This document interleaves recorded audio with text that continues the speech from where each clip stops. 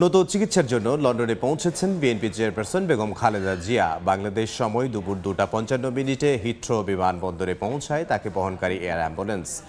দীর্ঘ 7.5 বছর পর মায়ের সঙ্গে দেখা হচ্ছে তারেক রহমানের। উচ্ছ্বসিত যুক্তরাজ্য বিএনপি নেতাকর্মীরাও। বিমানবন্দরে শারীরিক অবস্থা পর্যবেক্ষণের পর খালেদা জিয়াকে ভর্তি করা হবে লন্ডন ক্লিনিকে।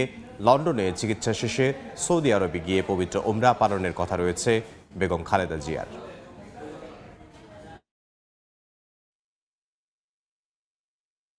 আল্লাহ তাআলার কাছে অশেষ মেহেরবান যে উনি সুস্থভাবে এবং জীবিত অবস্থায় আমাদের মধ্যে আসছেন। আমরা তো আশা ছেড়ে দিয়েছিলাম যে উনাকে হয়তো মেরে ফেলবে ফ্যাসিস্ট হাসিনা। আমরা খুবই উৎফুল্ল এবং খুশি, এবং আমরা আশা করি উনি সব চিকিৎসা শেষ করে সুস্থ হয়ে দেশে ফিরবেন। আল্লাহর রহমতে সুস্থ হওয়ার পরে অবশ্যই ম্যাডাম এবং ভারপ্রাপ্ত চেয়ারম্যান মহোদয়কে নিয়ে আমরা যুক্তরাজ্য বিএনপি প্রবাসী বাংলাদেশিদেরকে নিয়ে আপনারা নিয়ে আমরা একটা মিটিং করবো ইনশাআল্লাহ।